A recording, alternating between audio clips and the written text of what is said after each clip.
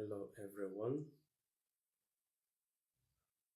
Friendly greetings and brotherly love to you in the name of Yeshua.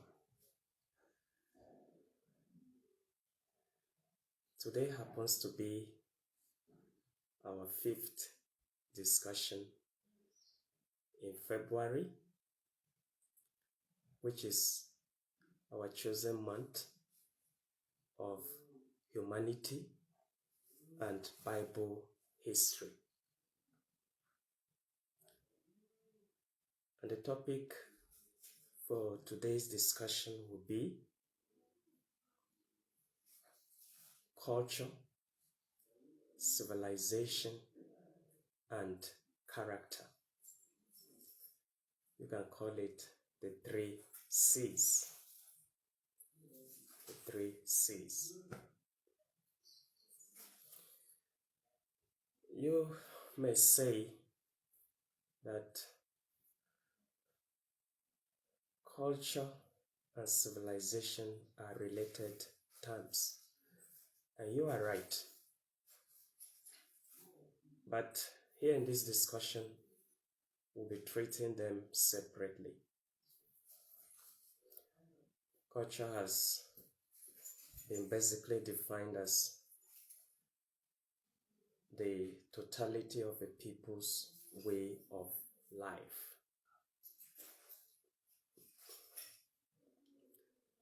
Civilization is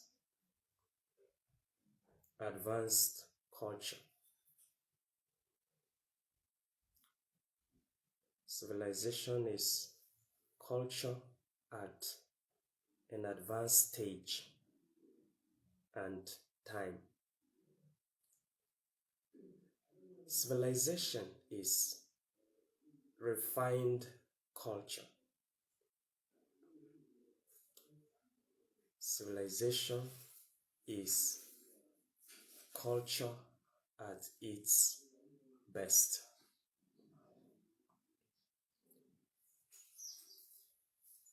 So here in this discussion, our focus is on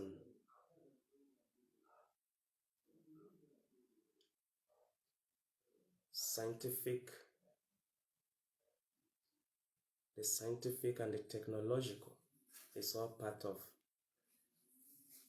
culture, and most importantly, civilization. We're looking at the notable scientific and technological inventions that have made a lot of positive difference in human existence and coexistence, that have added quality to human life. Okay, and then generally we're looking at all the ways humanity has improved to enhance their physical and material well-being in particular.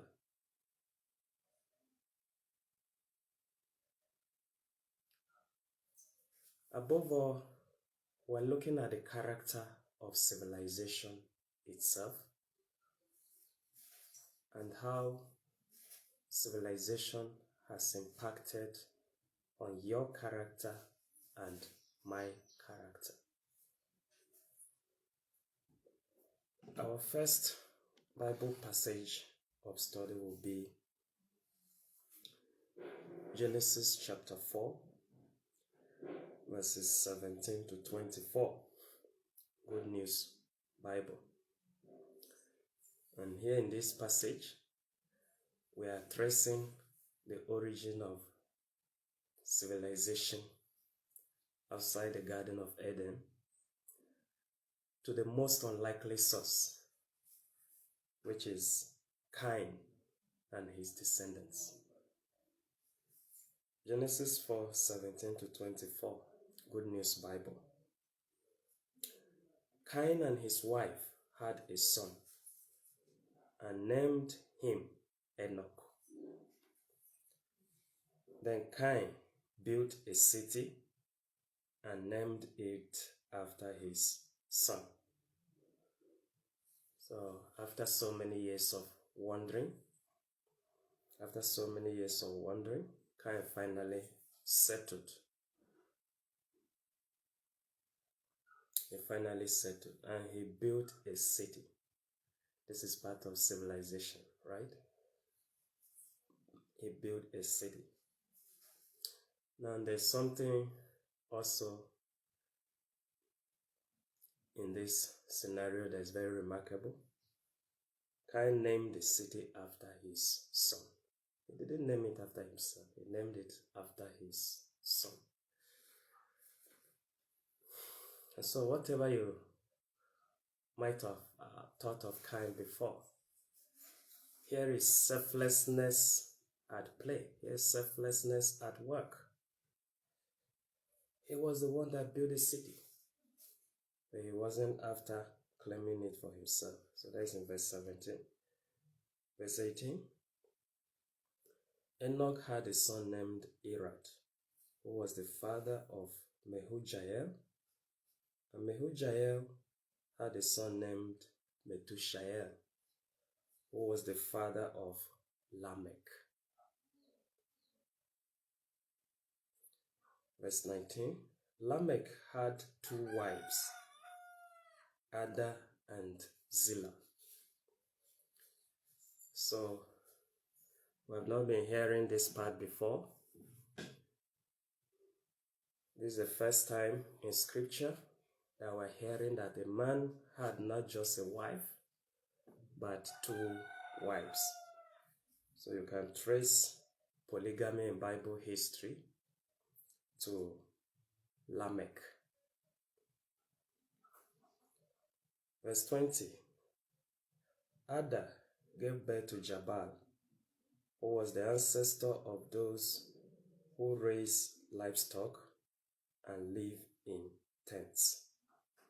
So you're talking of raising livestock, you're talking of tent making and habitation. This is traced to Jabal. Verse 21. His brother was Jubal, the ancestor of all musicians who play the harp and the flute. So this is talking of music here. In Bible history, this is where music started. Zillah, the other wife, that's in verse 22. Zillah gave birth to Tubal-Cain, who made all kinds of tools out of bronze and iron. The sister of Tubal-Cain was Naamah. So you are talking of farming implements. You are talking of iron craft, bronze craft. This is traced to Tubal-Cain.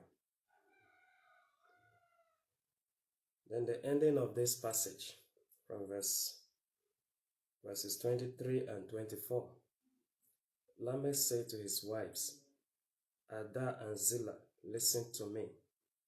I have killed a young man because he struck me.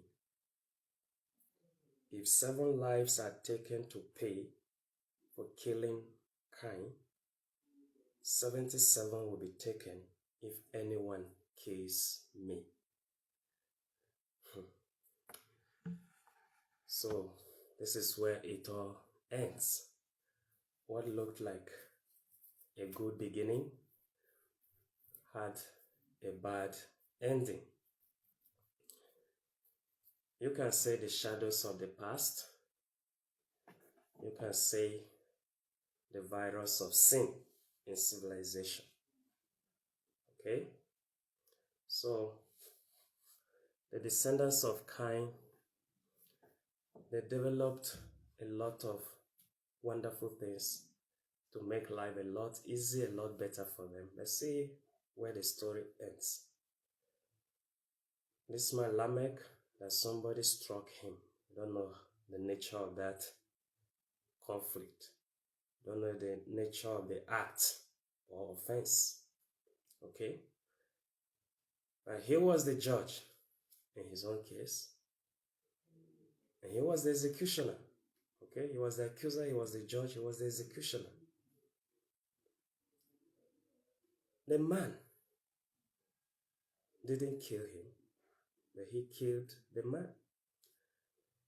And from this passage, it's not clear if he acted only in self-defense. The point really is that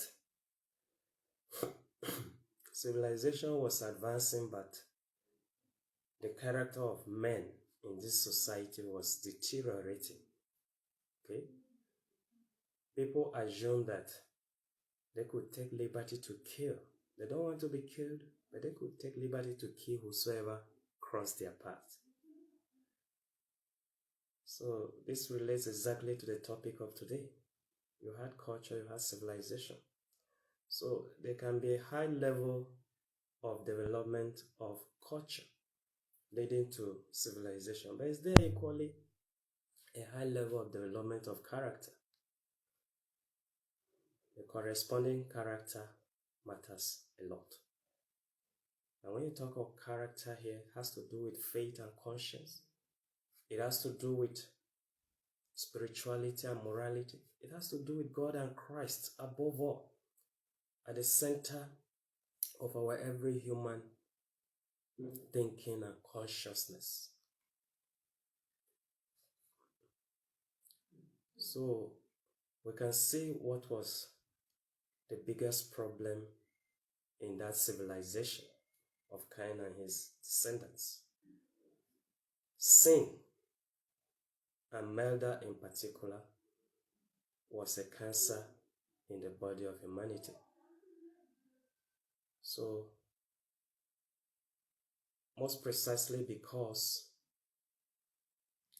they did not pay attention to their character, whatever else they were doing to improve their lives, they neglected their faith and conscience. They neglected spirituality and morality. They turned back on God and Christ. And so that was the end of that civilization. In fact, whatever they had achieved, everything perished. And they perished as well. We don't hear the story of Cain and his descendants beyond the flood. So they must be among those that are said to have been the most wicked on earth. That when God came, he found only Noah and his family to spare. Every other person was destroyed. And so no one will like that kind of story. Civilization that ends in destruction. Civilization that ends in doom. Then how is that one civilization again? Yes, they had invented a lot of good things. Invented music, invented crafts, and so on. But then their character was still at an all-time low. And that didn't take them anywhere. That didn't rescue them from doom. That didn't guarantee them salvation. Because for a people to be saved, and for a people to remain safe, their character has everything to do with it. So that is it about that civilization. In the same Bible book of Genesis, let's go to chapter 10 now.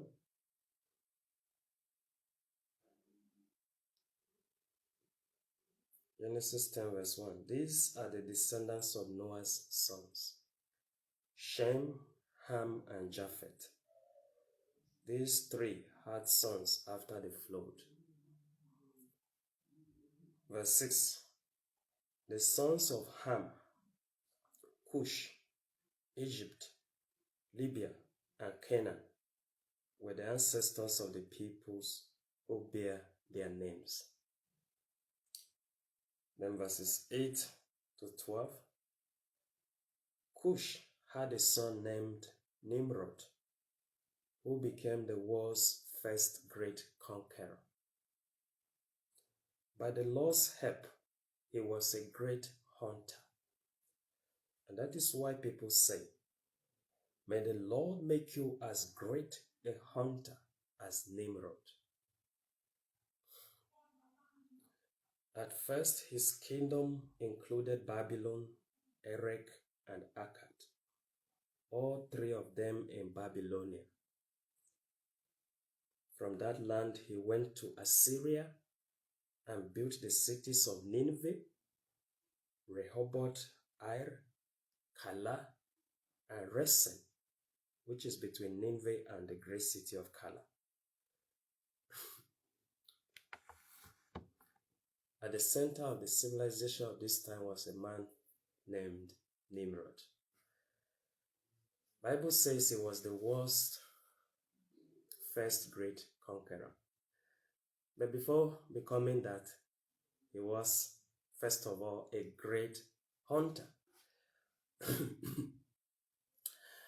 And this is the first time the Bible is specifically talking about a hunter here. So we are safe to conclude that this man Nimrod was the first recorded hunter in the whole world, according to Bible history. If there's any other hunter before him that you know of, tell us. Let us trace the history together. But this is what we have from the Bible. Okay? And this is something completely new. This is a novelty.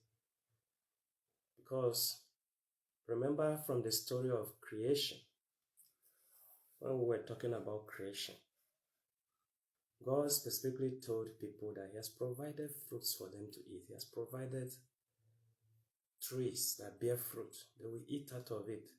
The animals will eat from herbs. There was no mention of hunting animals for food. At the point of creation, there was nothing like that.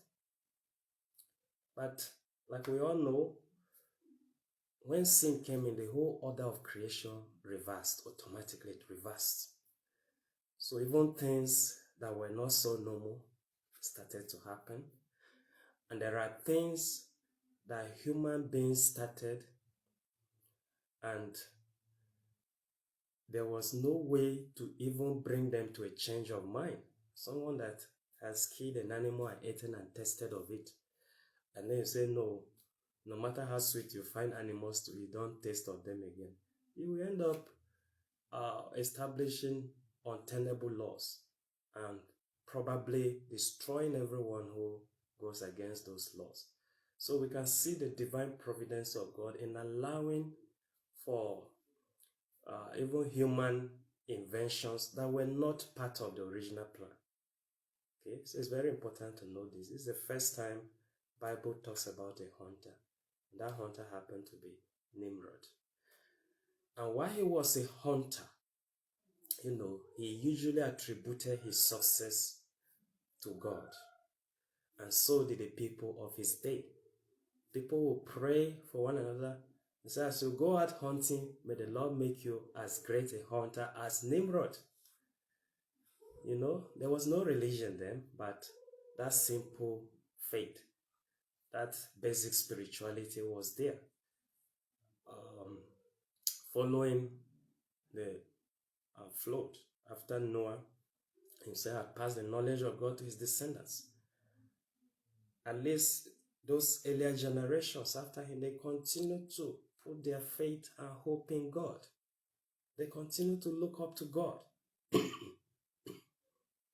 that is why their civilization is still so meaningful. A God-centered civilization is everything.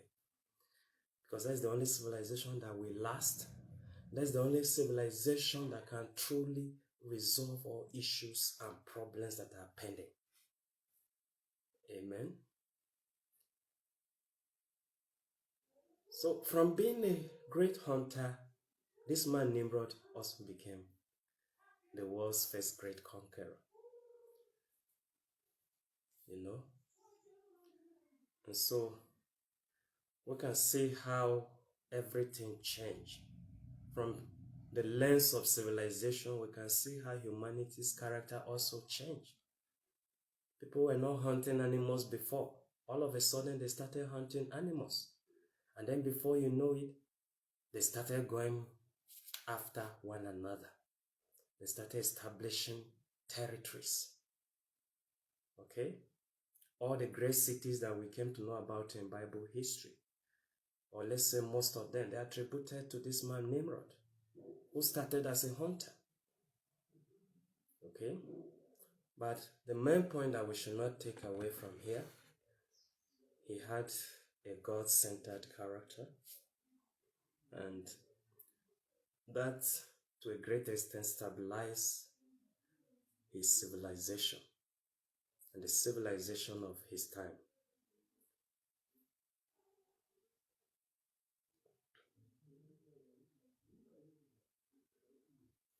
Judges chapter 1 verses 18 to 19.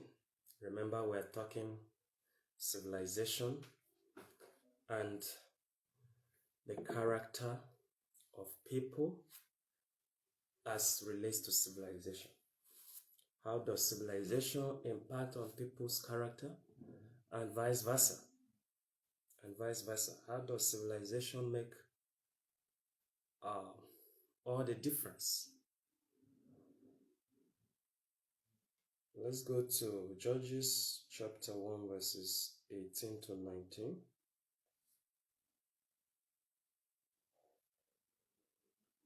Judges chapter 1 verses 18 and 19. The Lord helped the people of Judah, and they took possession of the hill country. But they did not capture Gaza, Ashkelon, or Ekron with their surrounding territories. These people living along the coast had iron chariots, and so the people of Judah were not able to drive them out. So, human civilization does actually make some difference. You know, people living along Gaza and Ashkelon, the people of Israel were fighting battles and winning with God's help. But when they came and encountered these people, they could not advance further because those people, they had some level of technological advancement, you know. And yes, this is what God has done for humanity. The moment God created human beings, He made them bundles of possibilities, packages of abilities. That's why regardless of who knows God or doesn't know God, everyone has some special ability. Everyone has a whole great number of possibilities inside of him. And that includes those who deny God. That includes those who had cross purposes with God, who do not submit to God and His authority. Because that is what God has already done. From the point God created man, He packaged him with special abilities and possibilities. So that's why you can see that God was helping the people of Judah, but those people that didn't have God's help, okay, because of how well they developed their God-given abilities, they were able to withstand the onslaught of the people of Judah.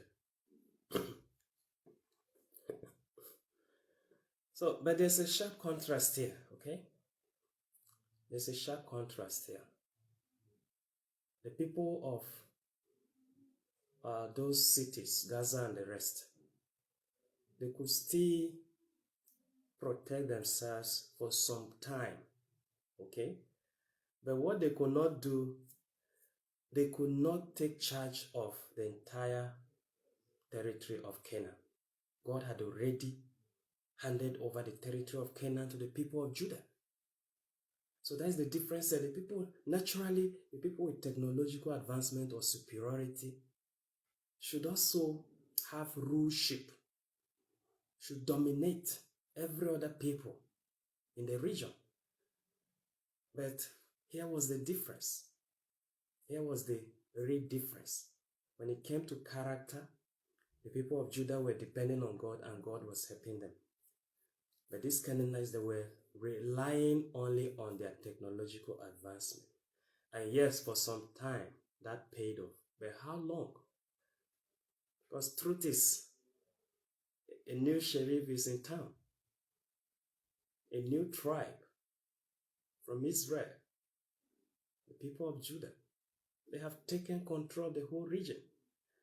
So how long are you going to do it as an isolated people? How long are you going to use your technological advantage or advancement to go against them? Okay? With time, they will catch up and overthrow you completely. And that explains why Israel as a people are also among the most technologically advanced today. In fact, they have some level of technological superiority over the rest of the world. Still, lessons are to be learned. Because if they to turn back and say, okay, because this technology is helping us to overcome a lot of enemy attacks, then let's stop depending on God and depend on the technology. Believe you me, before you know it, they will be overwhelmed. Yes, they will put up resistance successfully for a while. That's what technological advancement does for a people. But then it will get to a point where that technology will also fail. Other people will come up with equally strong or even better technology. And before you know it, there you are lying flat before them. So it's a very important lesson to learn here. Okay? Technological advancement are important as well. So don't discountenance that. For you to be a people that will defend yourself, especially in this modern age that we are living in, you have to be a technologically advanced and better still superior people. This is what we have here in this scripture. Okay? So remember, we're talking culture, civilization, and character. Next, we consider 1 Chronicles chapter 1, verses 43 to 50.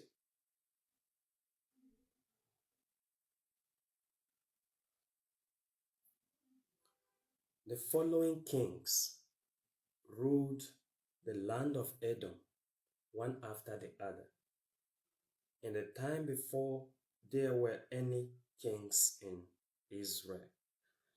If you read on and on, their names are mentioned, the clans they come from, the victories they won in battle. These are summed up here. So this is still talking about culture, civilization, and character. People of Edom at a point had a more advanced civilization than the people of Israel. In fact, while they were at civilization, the people of Israel were under slavery. Okay, Edom was a strong kingdom and defeating a lot of other people around them. At that time, the people of Israel themselves were slaves in Egypt, subjugated, oppressed. Okay? But fast forward to today.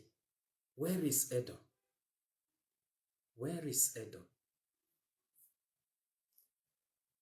If you read most of the prophecies, what the prophets said about Edom is frightening. It's like they stand no chance even before God. That is why character is very important. Your spirituality, your morality, your faith and conscience, above all, your relationship with God and Christ. Nothing can take the place of that. Okay? See people that were advanced, well above Israel. Where are they today? And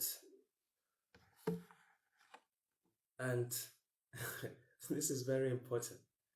the Messiah did not come from the royal lineage of Edom.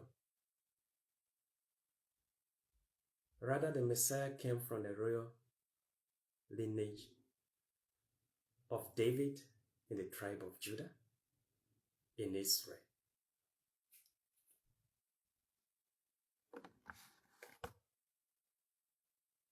Okay, let's go on. Still in 1 Chronicles chapter 2, verses 50 to 51.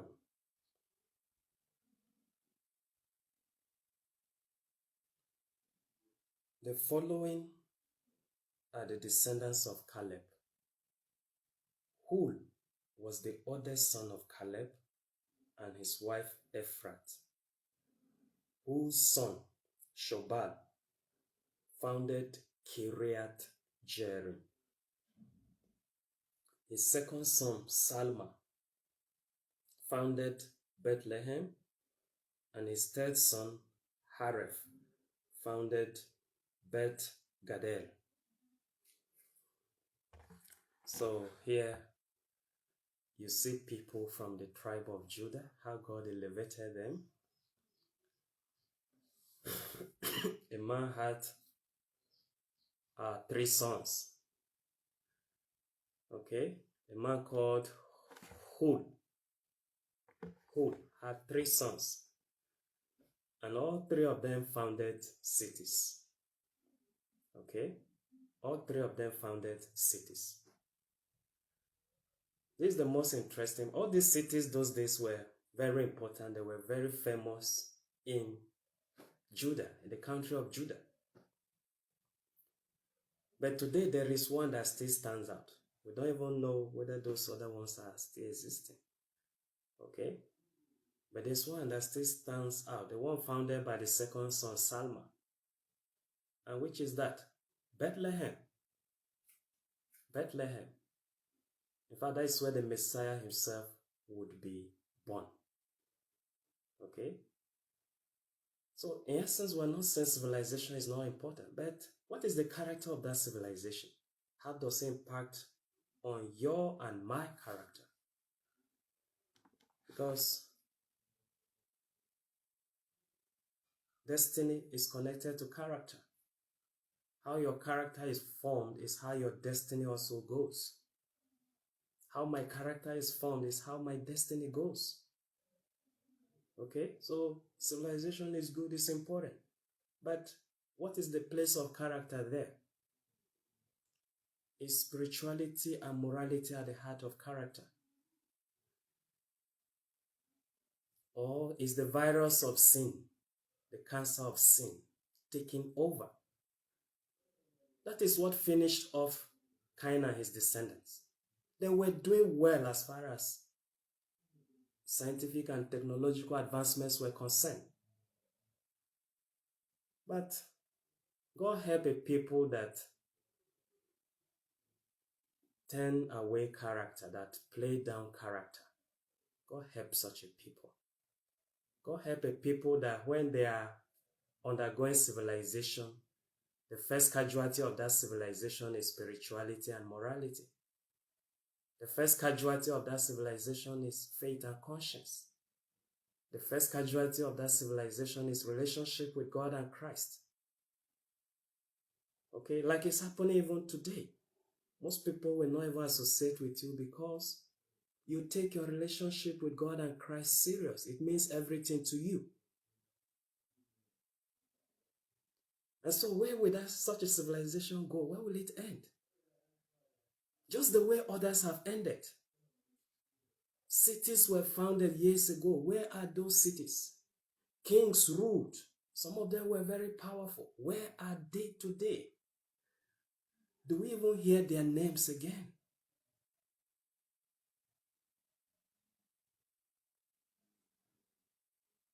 So, Hul was an important player, or rather an important person in the tribe of Judah. All 3 sons that he had founded cities.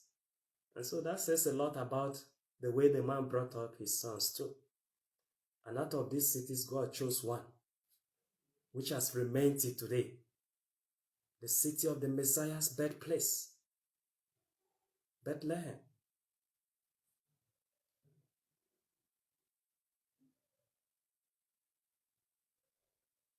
So to continue, stay in the tribe of Judah.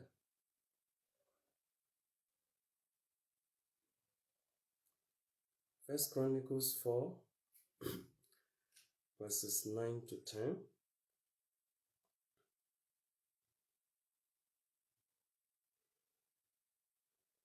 First Chronicles 4, verses 9 and 10. There was a man named Jabez, who was the most respected member of his family. His mother had given him the name Jabez because his birth had been very painful. But Jabez prayed to the God of Israel, "Bless me, God, and give me much land. Be with me and keep me from anything evil that might cause me pain." And God gave him what he prayed for. Okay?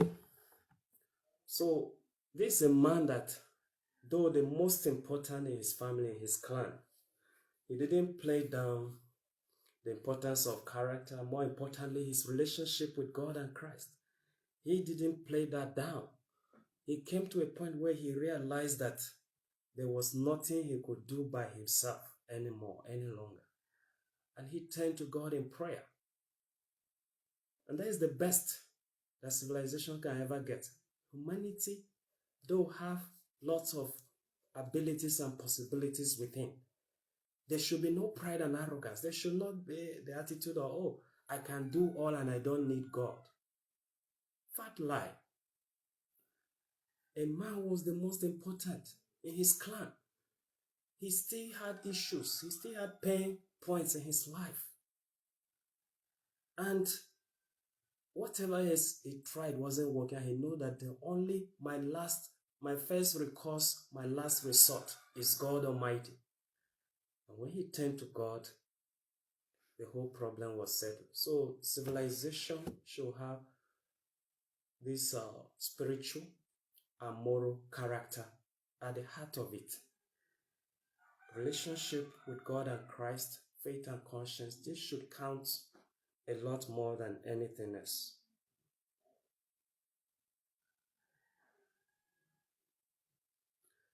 Okay, the same First Chronicles chapter 4. Let's read verse 14. Meonotai was the father of Ophrah. Seraiah was the father of Joab, the founder of Handcraft Valley, where all the people were skilled workers. All the people were skilled workers. So tell me how such a people will be poor and hungry and needy. It's part of what civilization is. All of us, in every family, every clan, every country, the whole world, we should be skilled workers. Whether we're working in public or private sector, we should all be skilled workers. In fact, this man here, Joab, the founder of Handcraft Valley, he was a man of vision and foresight. He recognized the importance of handcraft. And that valley where he was staying, he named it Handcraft Valley. So the people staying there, every one of them knew that I cannot be idle here. If I'm idle here, I don't belong here. Idle city should be maybe the next one. But here, no one is allowed to be idle. Okay, and they were not just busy, they were skilled. Whatever they chose to do, they were good at it. That is civilization. And these are fine aspects of civilization that we should still inculcate in our various families, clans, towns, villages, countries, and the world.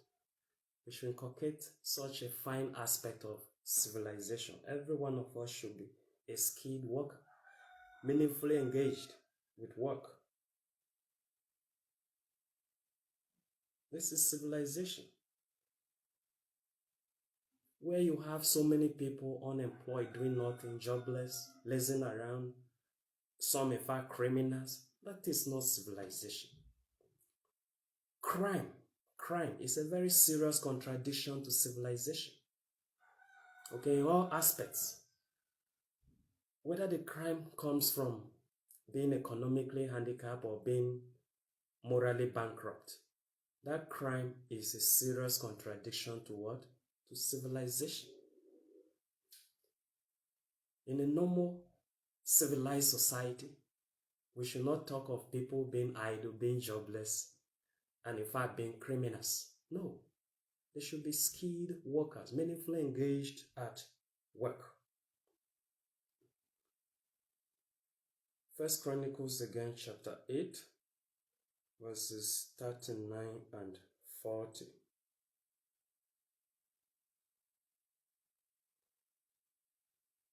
Azaz's brother Eshek had 3 sons, Ulam, Jeush, and Eliphelet. Ulam's sons were outstanding soldiers and archers. He had 150 sons and grandsons in all.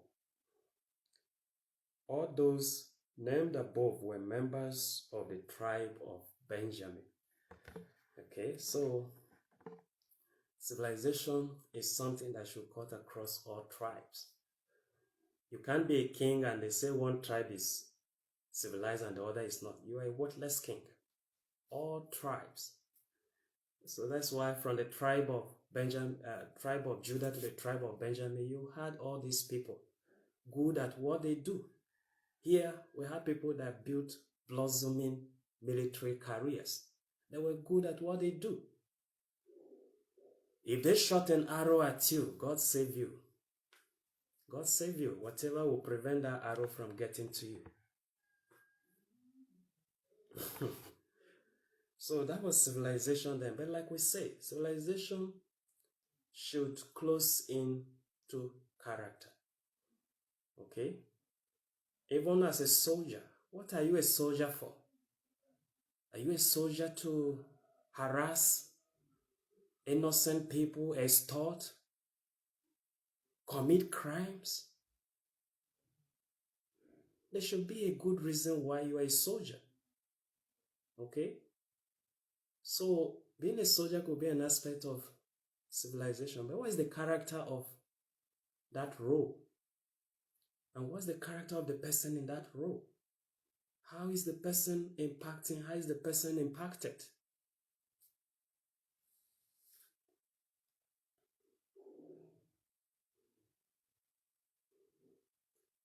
So still in 1 Chronicles chapter 9, verses 31 to 33.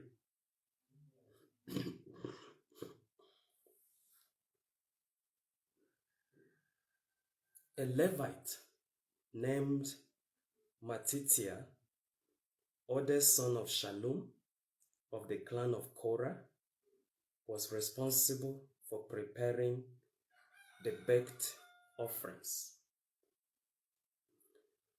Members of the clan of Kohath were responsible for preparing the sacred bread for the temple every Sabbath. Some Levite families were responsible for the temple music. The heads of these families lived in some of the temple buildings and were free from other duties because they were on call day and night. This is another expression of civilization at its finest stage. Culture at its finest stage. That is what is called civilization. So we can see the people called the Levites, they were not just spiritual people. They were also everyday, creative, impactful people like you and me. They baked the Sabbath offerings or the Sunday offerings. Okay, those of you into bakery, these are your ancestors. These are your ancestors in the industry, in the field. You can always trace them. Okay, you can always research into their story according to Bible history. Get some more inspiration and guidance. And it could help equip you not just with the skill, but the character. Character. So you had an entire clan preparing the sacred bread. You can call it a communion bread. Okay, this clan took that as its own work. They were good at it. Then we had whole Levite families, like my family, like the family of the Redeemer's Apostolic Ministry. They were responsible for the temple music, what we will call today gospel music. Okay? And the government didn't bother them with too much work because they were already engaged. They were always on call, day and night. This is civilization. Okay? A society where people are overworked. It's not a properly civilized society. It's not. There should be consideration. There should be balance. Okay?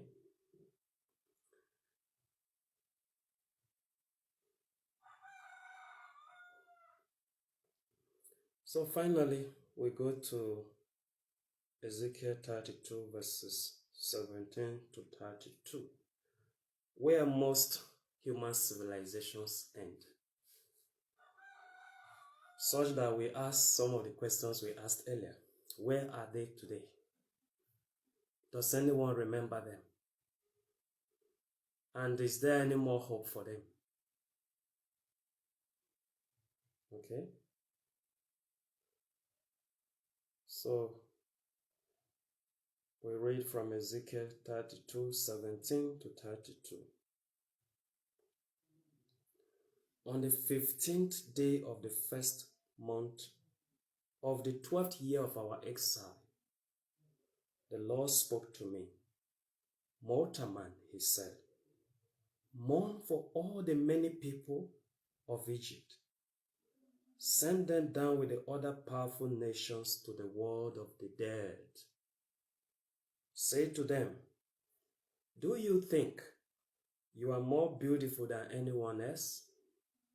You will go down to the world of the dead and lie there among the ungodly.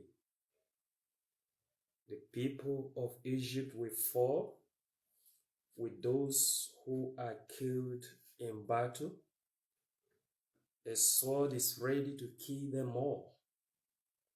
The greatest heroes and those who fought on the Egyptian side welcome the Egyptians to the world of the dead. They shout, the ungodly who were killed in battle have come down here, and here they lie. Assyria is there, with the graves of her soldiers all around. They were all killed in battle, and their graves are in the deepest parts of the world of the dead. All her soldiers fell in battle, and their graves surround her tomb. Yet once they terrified the land of the living. Elam is there with the graves of her soldiers all around. They were all killed in battle, and they went down uncircumcised to the world of the dead. In life they spread terror, but now they lie dead and disgraced. Elam lies down among those killed in battle, and the graves of her soldiers are all around her. They are all uncircumcised, all killed in battle. In life they spread terror, but now they lie dead and disgraced, sharing the fate of those killed in battle. Meshech and Tubal are there, with the graves of their soldiers all around. They are all uncircumcised, all killed in battle. Yet once they terrify the living. They were not given honorable burial like the heroes of ancient times who went fully armed to the world of the dead, their swords placed under their heads and their shields over their bodies. These heroes were once powerful enough to terrify the living. That is how the Egyptians were lie crushed among the uncircumcised who were killed in battle.